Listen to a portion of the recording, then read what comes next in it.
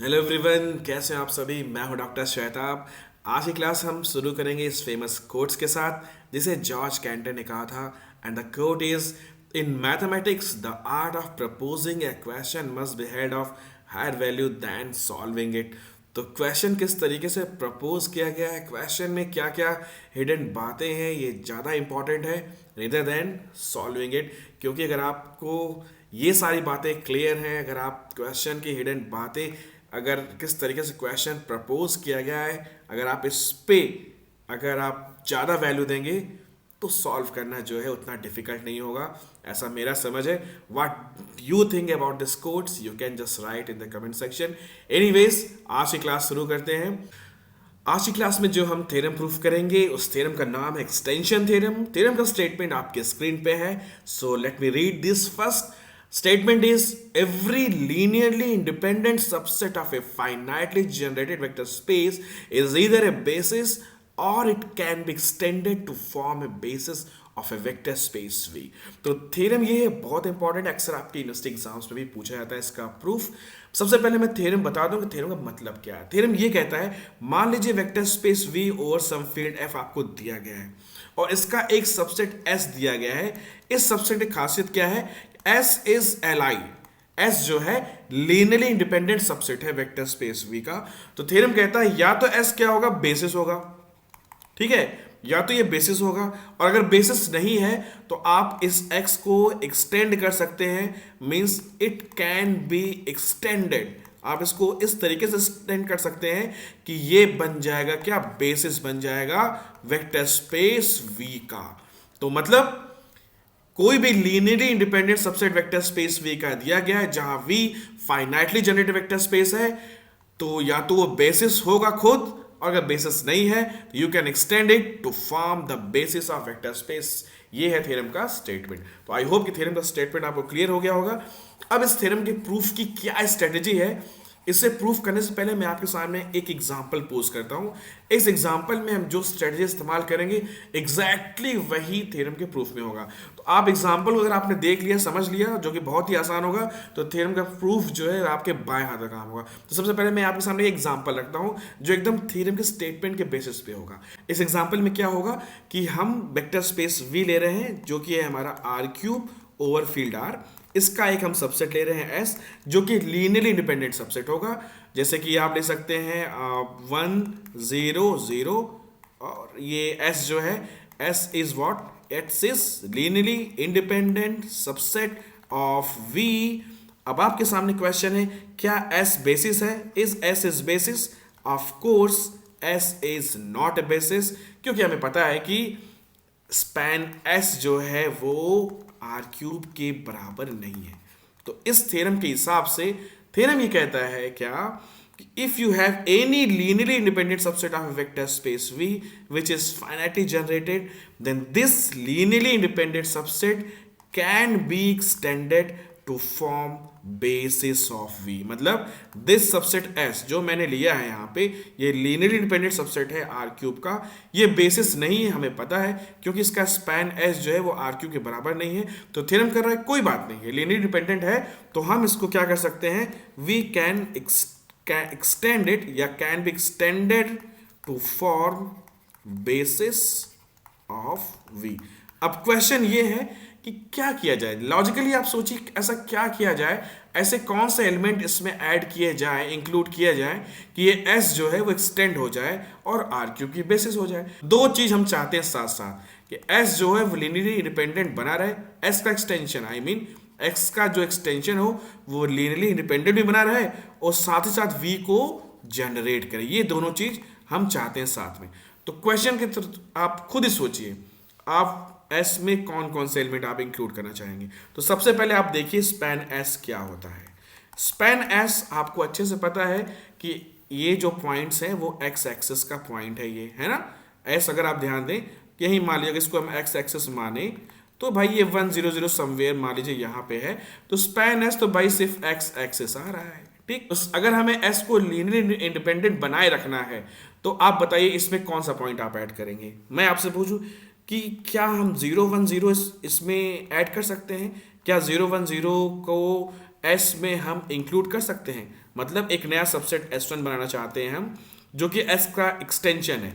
100 तक तो S था, इसमें आपने क्या इंक्लूड किया, एक नया एलिमेंट डाल दिया 010, ठीक है। और S1 is the extension of S, क्योंकि S is contain in S1, ठीक है। अब आप इस एलिमेंट के बारे में सोचिए, ये जो एलिमेंट आपने इंक्लूड किया 010, इसको अगर हम बोल देते हैं x डैश, तो आपने क्या ध्यान दिया, आपने ये ध्यान दिया कि भाई x डैश जो है वो ऐसा एलिमेंट हो कि भाई वो स्पैन S1 में ना हो, S1 नहीं, स्पैन S में ना हो।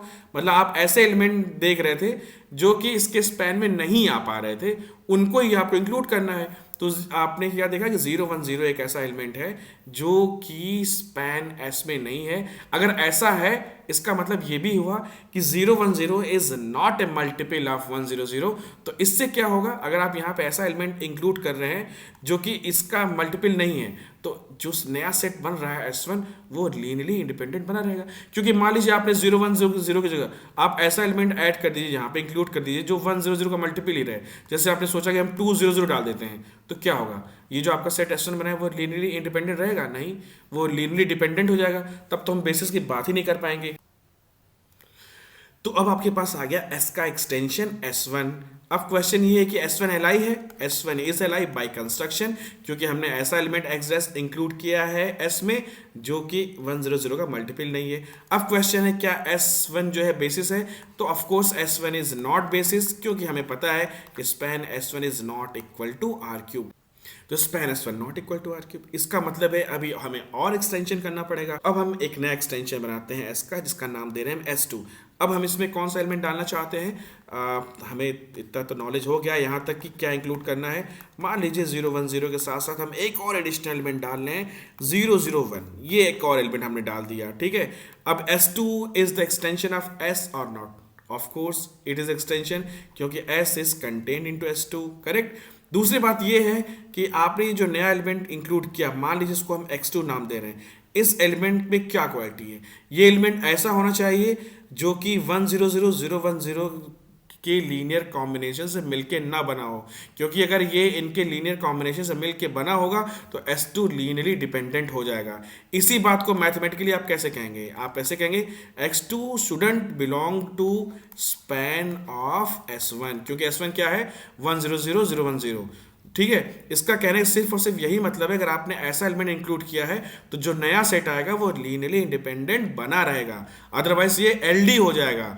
अगर x2 जो आपने इंक्लूड किया वो स्पैन ऑफ S1 में रहा, तो आपका जो नया सेट आएगा S2 इज वो LD हो जाएगा, ये हो जाएगा। इसलिए हमें x2 कैसे लेना है, चूज x2 लाइक दैट। जरूरी नहीं कि यहाँ पे 001 ही लिखें, आप 002 लिख सकते हैं, इनफाइनाइटली मैनी डिफरेंट में लिख सकते हैं। इन अदर वे इसका मतलब ये हुआ x2 shouldn't belongs to span of S1। अगर ऐसा है तो आपका S2 जो है वो है Li सबसेट, ठीक, बहुत बढ़िया।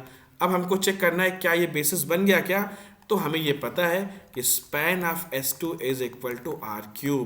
तो S2 जो है वो हमारा क्या बन गया, S2 is basis of R3 and also आप देख सकते हैं कि S2 क्या है, is the extension of S। क्यों extension of S, क्योंकि S is contained into S2। तो इस पूरे थ्योरम का जो प्रोसीजर है मैंने आपको एक सिंपल से एग्जांपल के थ्रू बता दिया।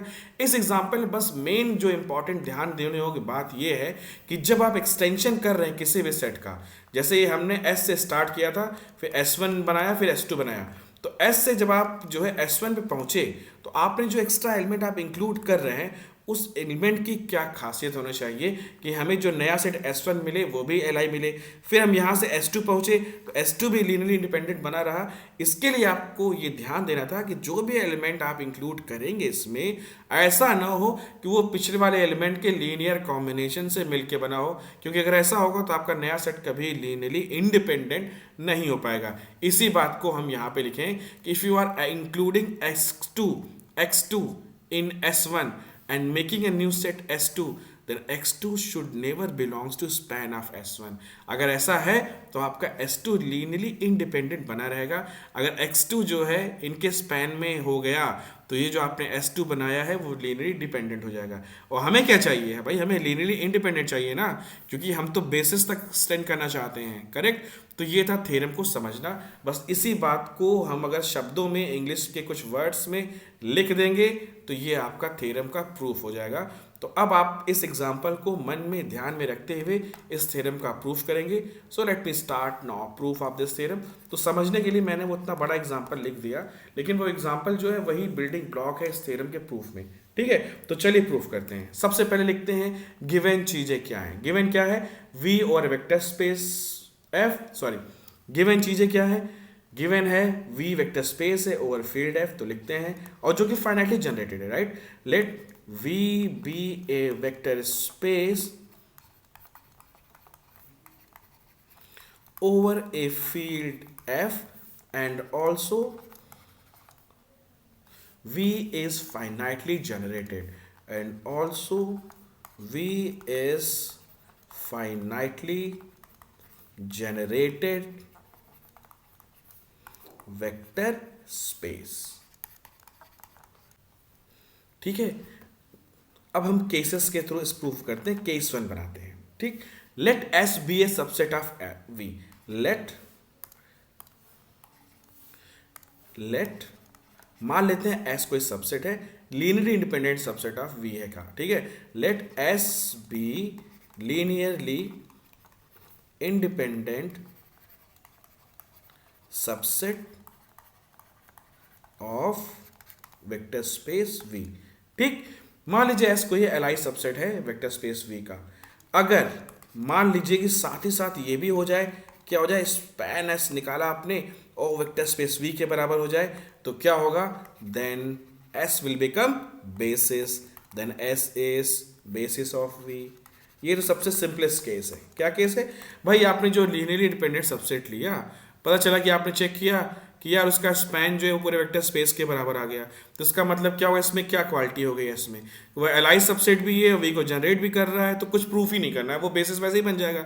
जैसे मान लीजिए आपने V vector space R cube लिया और इसका यही सबसेट ले लिया, मान लीजिए 2 0 0 0 2 0 और 0 0 2, ठीक है। ये एलआई सबसेट तो है ही और ये जनरेट भी करता है आर क्यूब को, तो इसका मतलब एस बेसिस हो गया। तो यहाँ तो प्रूफ ही नहीं करना है, प्रूफ वहां से स्टार्ट होगा कि आपका दूसरा केस हो जाए, एलआई सबसेट तो है बट स्पैन एस वी के बराबर ना हो, तब कैसे एक्सटेंशन करेंगे, ये इस मेन थ्योरम का मेन बात है, ठीक है। मतलब केस टू जो है वो जो है खास बात है। तो केस टू लिखते हैं। केस टू क्या है, मान लीजिए कि span S is not equal to V, consider the case when span s is not equal to v, ठीक है।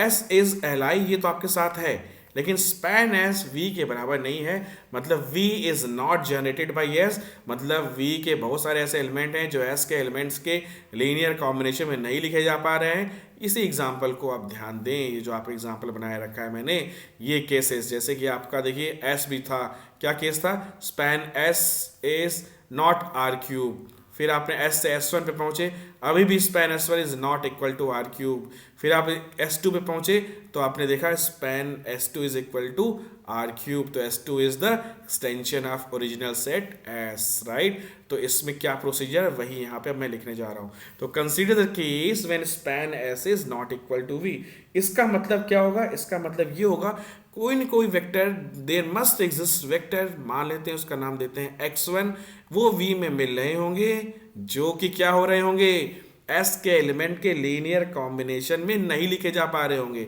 जैसे मैंने ऊपर एग्जांपल लिया था ना, s इक्वल टू 1 0 0 लिया था, तो ऐसे वेक्टर्स मिल रहे थे, जैसे कि आपने लिया क्या, x1 की जगह आपने क्या ले लिया 0 1 0, और आपने फिर x2 लिया क्या 0 0 1, ये ऐसे वेक्टर्स हैं जो कि s के स्पैन में नहीं है, राइट। इन्हीं को आपको s में इंक्लूड करना है, तो आप इस बात को ऐसे लिखेंगे, consider the case when span s is not equal to v। इसका सिंपल मतलब होता है, डेफिनेशन इसका मतलब होता है, देयर मस्ट एग्जिस्ट वेक्टर्स, मान लेते हैं से x1 बिलोंग्स टू v, कि क्या हो रहा होगा, such that x1 is doesn't belonging to span of s।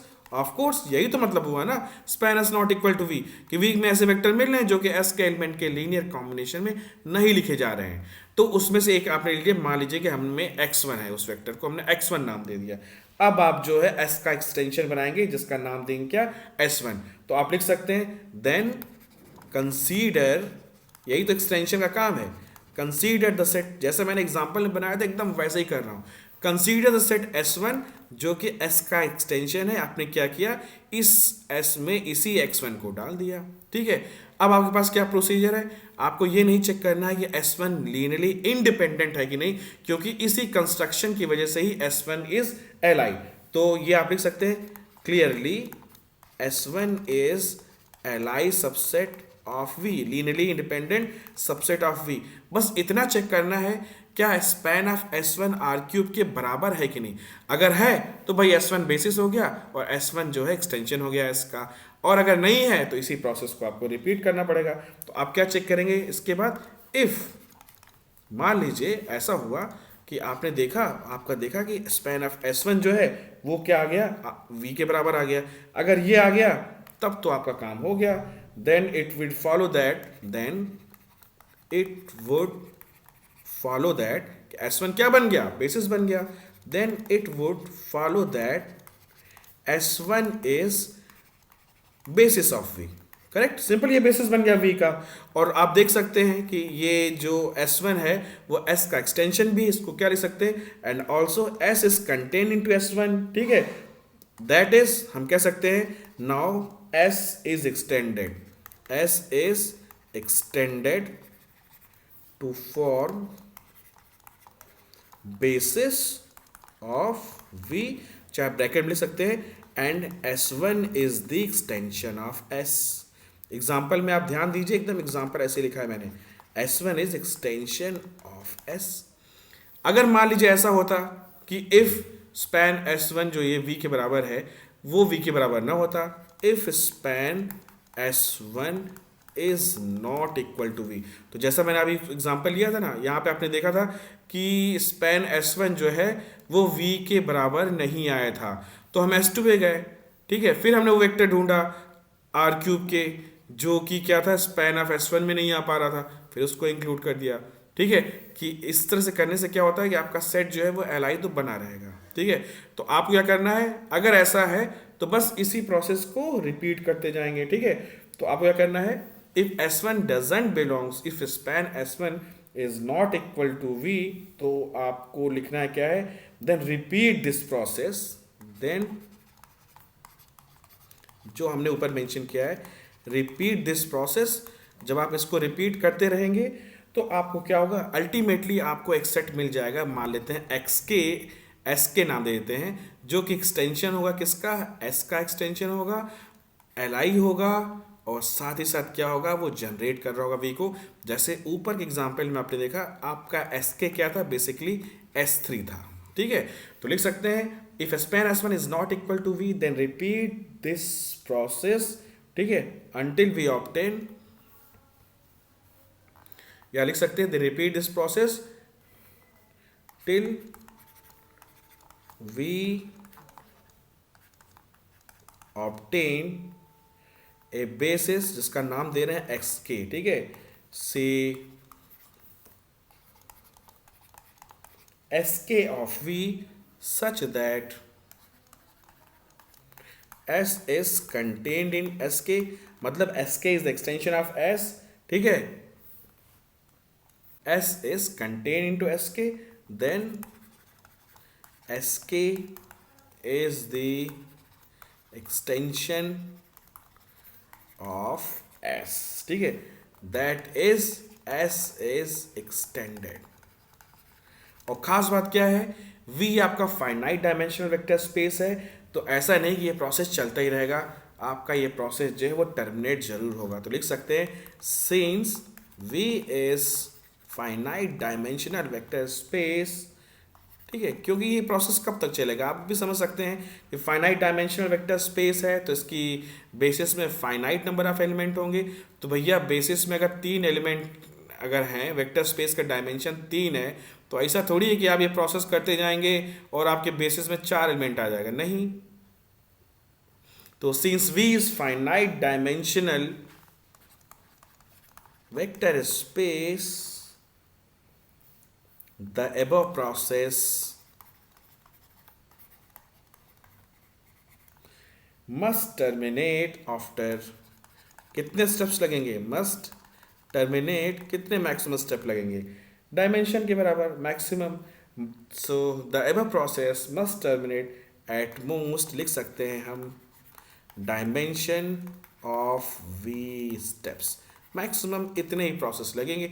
जैसे कि हमने ऊपर का जो एग्जांपल लिया था, ऊपर का जो एग्जांपल हमने लिया था उसमें आपका वेक्टर स्पेस वी था आर क्यूब, तो आपको पता है कि dimension of V is 3 R cube over R है। आपने जो सबसेट एस लिया था उसमें एलिमेंट था क्या, 100, ठीक है, इसमें एक ही एलिमेंट था। तो आपको पता है कि आपको इसको जब एक्सटेंड करना है तो इसमें इसमें आप मैक्सिमम कितने एलिमेंट डाल सकते हैं, 2 एलिमेंट डाल सकते हैं, राइट। मत क्योंकि आपको पता है कि dimension of V equal to 3 है, तो इसमें 3 से ज़्यादा एलिमेंट तो नहीं होंगे अगर एस को बेसिस तक एक्सटेंड करना है। तो मैक्सिमम क्या है, आप 2 स्टेप और लगाएंगे, ठीक है, ओके, 2 स्टेप्स और लगाएंगे तो आप जो है इस प्रोसेस को टर्मिनेट कर देंगे। तो यही बात यहाँ पे लिखा हुआ है कि चूंकि V finite dimensional vector space है, तो ऐसा नहीं कि ये प्रोसेस जो है नेवर एंडिंग होगा, this process must terminate at most dimension of V step. Dimension V 3 है, आपके यहाँ पे एक एलिमेंट है, तो भैया आप मैक्सिमम इसमें 2 एलिमेंट आपको इंक्लूड करना है। तो आप ऐसा नहीं कि आपको 3 से ज़्यादा स्टेप्स की जरूरत पड़ेगी बेसिस तक एक्सटेंड करने की, ठीक है। तो ये था देखिए पूरा थ्योरम का प्रूफ। थ्योरम का प्रूफ बहुत ही आसान है, मैंने एग्जांपल के थ्रू यहाँ पे दिखाया। हमने एक सबसेट लिया एस आर क्यूब का जिसमें सिर्फ एक एलिमेंट है 100, इसको हमने आर क्यूब में कैसे, आर क्यूब के बेसिस में कैसे एक्सटेंड किया है वो मैंने आपको दिखाया। मेन मुद्दा ये था कि जब आप एक्सटेंशन कर रहे हैं, मतलब आप एस में एक्स्ट्रा एलिमेंट्स इंक्लूड कर रहे हैं, जैसे कि हमने इंक्लूड किया कौन कौन से एलिमेंट, एक तो 010 और 001। तो ये एलिमेंट में क्या खास बात है, आपको इस तरीके से इंक्लूजन करना है कि रिजल्टिंग सेट जो है वो लीनियरली इंडिपेंडेंट तो बना रहे। तो इसके लिए आपको क्या प्रोसेस है ये आप समझ सकते हैं कि भाई ऐसा एलिमेंट नहीं डालना है यहाँ पे जो नया एलिमेंट कि वो पिछले वाले एलिमेंट जो वहाँ पे पहले से मौजूद लोग हैं उनके लीनियर कॉम्बिनेशन में वो लिखा जा सके। अगर ऐसा होगा तो जो नया सेट आएगा वो लीनियरली डिपेंडेंट हो जाएगा और एलडी हो जाएगा। तो भैया आप बेसिस कहाँ पे निर्माण कर पाओगे, बस यही मेन चीज था। तो ये था पूरा प्रूफ इस थ्योरम का। अगर आपको इसमें कहीं भी कोई भी डिफिकल्टी आ रही हो, कोई समझ में कुछ पॉइंट्स ना आ रहे हो, तो आप कमेंट सेक्शन में मुझसे पूछ सकते हैं। प्रूफ बहुत आसान था, मैं चाहते तो 10 मिनट में फिनिश कर सकता था, बट मैंने एग्जांपल्स सोचा एग्जांपल्स के थ्रू एक्सप्लेन करेंगे। आप खुद भी एग्जांपल बना सकते हैं इसे समझने के लिए और ज़्यादा अच्छा लगेगा आपको, खुद से भी कोशिश करेंगे। कोई दिक्कत है आपको, कोई भी कन्फ्यूज़न है, कहीं पे आपको डाउट आ रहा है तो आप मुझसे कमेंट सेक्शन में पूछेगा, क्योंकि मैं आपके सारे कमेंट्स का रिप्लाई करता हूँ। और अगर आपको मेरे लेक्चर्स पसंद आ रहे हैं तो आप मुझे सब्सक्राइब भी कर सकते हैं। Please keep watching me and thank you so much, शुक्रिया।